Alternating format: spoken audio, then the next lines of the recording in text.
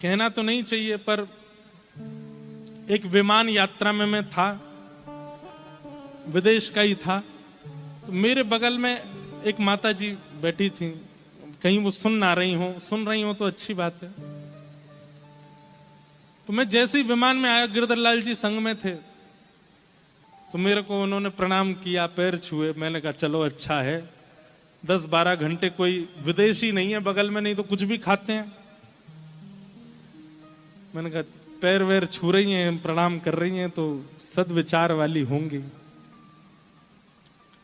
मैं जब बैठ गया तो मुझसे बोली आप बिल्कुल कंफर्टेबल ही रहिएगा, कोई इसमें कौन है? मैंने कहा इसमें हमारे ठाकुर जी हूं। अच्छा ठीक। जैसे विमान थोड़ी देर उड़ा, थोड़ी देर बाद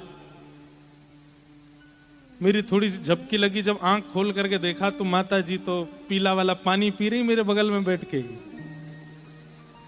अब मैं उनकी ओर देखूं और वो मेरे को बिल्कुल ना देखें, और पीती जा रही हैं चुपचाप।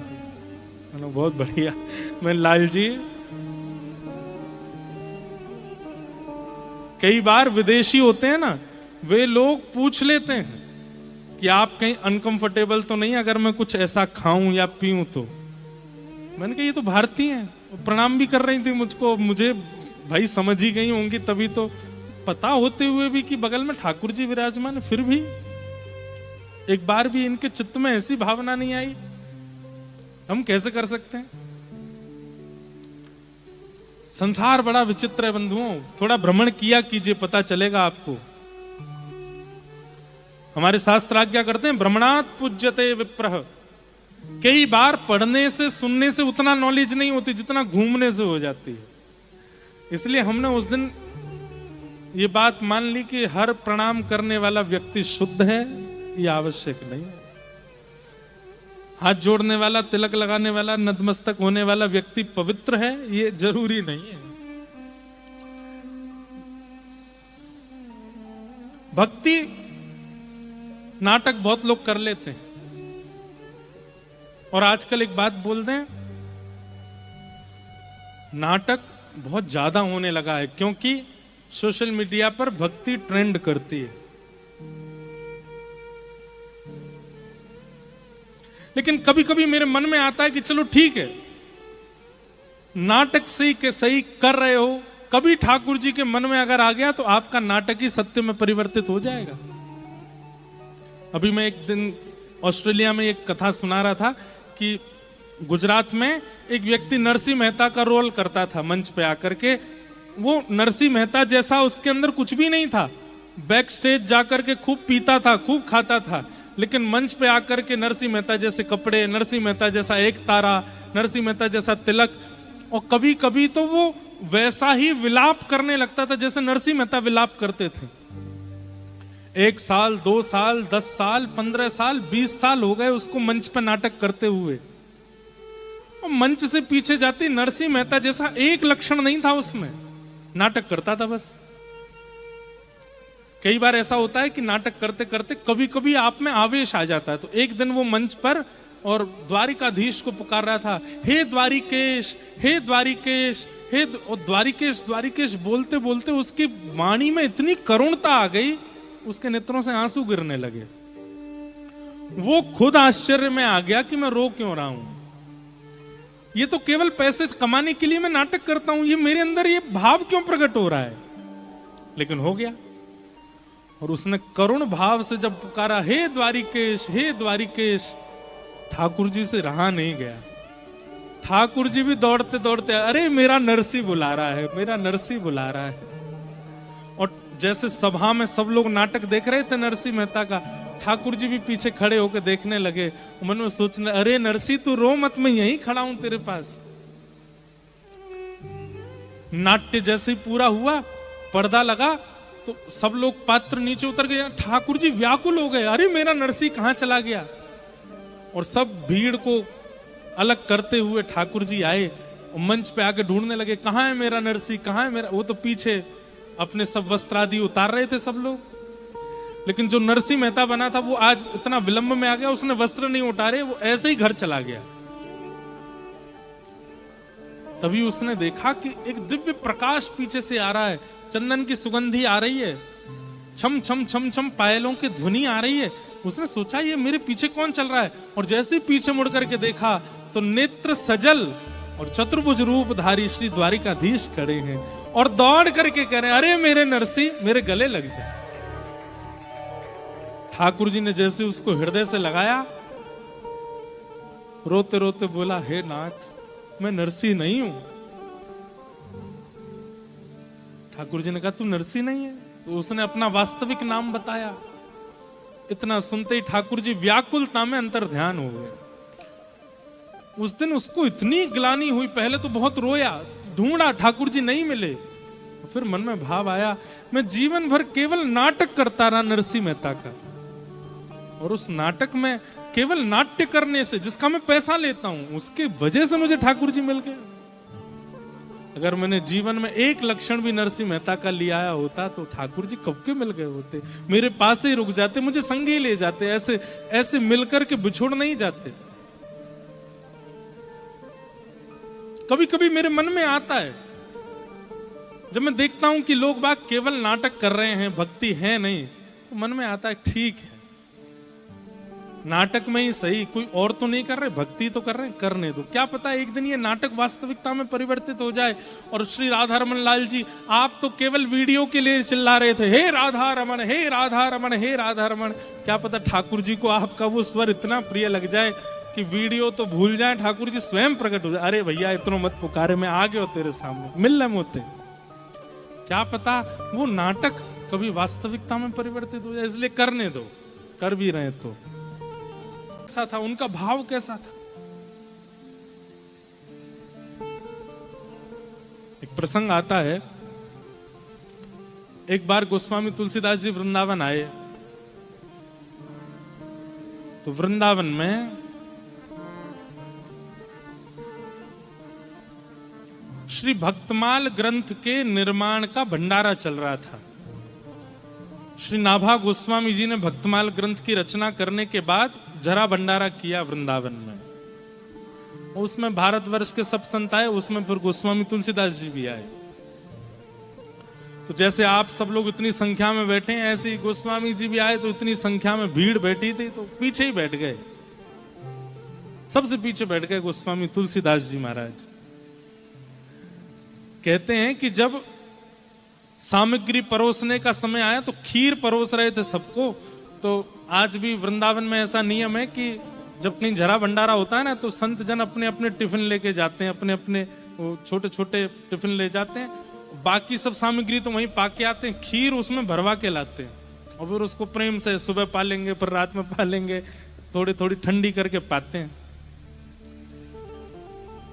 तो खीर परोस रहे थे, सब अपने अपना बर्तन आगे करके उसमें खीर ले रहे थे। वहीं गोस्वामी तुलसीदास जी के पास जब खीर परोसने वाले पहुंचे, उन्होंने कही, कहाँ है तुम्हारा बर्तन, कहाँ है, बर्तन लाओ। तो गोस्वामी जी के पास तो बर्तन था नहीं। सोचने लगे क्या करें, अरे जल्दी करो भाई, अपना बर्तन आगे करो। तो कहते हैं कि गोस्वामी तुलसीदास जी ने देखा कि इतने रसिक संत जन वहां बैठे, उनकी सबकी पादुकाएं बाहर उतरी हुई हैं, उनमें किसी महापुरुष की पादुका जूते की आकृति में थी, उसमें थोड़ा अवकाश था। तो वही पादुका लेकर के आए और आगे करके बोले, इसमें दे दो खीर, या में कर दो। तो जो खीर परोस रहे थे वो गुस्सा हो गए, अरे पात्र नहीं लेके आए हो, और ये क्या, किसी महाराज की जो पादुका उठा करके कह रहे हो इसमें दे दो। तो कहने लगे, नहीं भैया हमको इसी में ही दे दो, हमको इसी में ही पान करना है। अरे ऐसे कैसे दे दें, इसमें ये अपवित्र है, ये ऐसा। अरे नहीं नहीं ऐसा मत बोलिए, इस जूती का कितना बड़ा सौभाग्य है। एक तो ये व्रजरज में रही है, 24 घंटा ब्रज की रज इसको लगती रहती है, वो ब्रजरज जिसमें श्री कृष्ण श्री किशोरी जी अपने अपने निरावृत चरणों से विचरण करते हैं, वो ब्रजरज इसको अंकित कर चुकी है। दूसरा, कोई महापुरुष इसको धारण करता होगा, उसके चित्त में प्रिया प्रियतम विराजमान होंगे, वो प्रिया प्रियतम को विराजमान करके चलता होगा, नीचे से ब्रजरज लगती होगी, ऊपर से उस महत्पुरुष की चरण रज लगती होगी। ये तो महापवित्र, इससे पवित्र पात्र तो हो ही नहीं सकता। अब तो मेरी भी हट है कि मैं इसी में ही खीर पीऊंगा। गोस्वामी तुलसीदास जी ये बात दूर खड़े श्री नाभाजी सुन रहे थे, जिन्होंने भक्तमाल की रचना की। और ये देखते ही उन्होंने चरणों में प्रणाम करके कहा, आप ऐसे ही गोस्वामी तुलसीदास नहीं है, आपको ऐसे ही राम जी मिल नहीं गए, ऐसे ही हनुमान जी 24 घंटे आपके साथ नहीं रहते हैं, ऐसे ही काशी विश्वनाथ आपकी रक्षा में तत्पर नहीं रहते हैं। आपका भाव संतों के चरण रज के प्रति, आपका भाव वैष्णवों के प्रति जो है ना गोस्वामी जी, इसी के कारण राम जी आपके हो गए, राम जी आपको प्राप्त हो गए। और उसी समय नाभाजी ने भक्तमाल में जितने भक्त हैं उन सबको तो पुष्प का दर्जा दिया, और श्री नाभाजी को सुमेरु, श्री गोस्वामी तुलसीदास जी को सुमेरु का दर्जा दिया। तो माला में खूब सारे पुष्प होते हैं, लेकिन जो मध्य में बीच में होती है माला, नीचे की तरफ जो मुख्य माला होती है, मुख्य पुष्प होता है, उसको सुमेरु बोलते हैं। सुमेरु का दर्जा किसको दिया? गोस्वामी तुलसीदास जी। इन जैसा भक्त नहीं हुआ। हमारी बात को बहुत ध्यान से सुन लीजिए। ठाकुर जी को रिझावे में मत लगे रहो, पूरा जीवन निकल जाएगा, आपको नहीं रिझेंगे वो। अगर रिझानो है तो कोई वैष्णव को रिझाओ, कोई रिझानो है तो ब्रजवासीन को रिझाओ, रिझानो है तो कोई भगवत भक्त को रिझाओ। वो यदि रीझ गए आपसे तो ठाकुर जी को रीझनो पड़ेगा, और कोई उपचार है नहीं ठाकुर जी के पास। और इस बात का प्रमाण स्वयं श्री प्रहलाद जी महाराज कह रहे हैं। श्रेष्ठ से श्रेष्ठ, पवित्र से पवित्र और जल्दी से जल्दी कृष्ण प्राप्ति का साधन क्या है, कृपा करके हमको बताओ। सौनकादि ऋषियों ने क्या प्रश्न किया? श्रेष्ठ से श्रेष्ठ, पवित्र से पवित्र कृष्ण प्राप्ति करने का साधन क्या है, कृपा करके हमको ये बताओ। सूत जी महाराज प्रश्न सुनकर के आनंदित हो गए, और आनंदित होकर के बोले कि हे सौनकादि ऋषियों, आपने जो प्रश्न किया है ये बहुत उत्तम प्रश्न है। भगवत प्राप्ति का आपने साधन पूछा है। भगवत प्राप्ति का साधन इस पूरे ब्रह्मांड में केवल एक है। बोले क्या? तब कहते हैं, ताल व्याल मुखग्रास त्रास निर्णास हे तबे श्रीमद् भागवतम शास्त्र कलौ के भाषितम्। भागवत शास्त्र, श्रीमद् भागवत में जो मार्ग बताया गया, जो नियम बताया गया, जो विधि बताई गई, वही भगवत प्राप्ति का साधन है। इस बात को गांठ बांध लीजिएगा। क्षमा प्रार्थी होकर के एक बात हम कहें, कई बार कई लोग कहते हैं हमसे किसी ने ऐसा कहा कि वहां ऐसा लिखा है, और आप महाराज जी कथा में भागवत जी का ये बात, तो हमें क्या मानना चाहिए? अब आप बिना मंच के अगर हमसे कुछ भी पूछेंगे तो हम उत्तर कुछ और दे सकते हैं, पर मंच पर बैठ करके आपको स्पष्ट रूप से कह दें, कहीं भी कुछ भी लिखा है, कहीं भी कोई भी बात कही है, किसी ने कुछ भी कहा है, सबको सुन लीजिए, लेकिन मानिए केवल और केवल और केवल श्रीमद् भागवत की।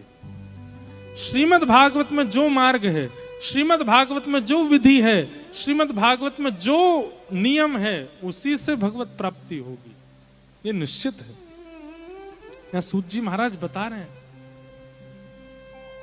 हमारे स्वामी श्री हरदास जी महाराज के परंपरा में ज्यादा विधि विधानों को, ज्यादा नियमों को प्रायोरिटी नहीं दी गई, लेकिन वहां पर भी स्वामी श्री हरदास जी आज्ञा देते हैं कि भागवत जी तो सुननी है, श्रीमद् भागवत जी का पठन पाठन और श्रवण करना है।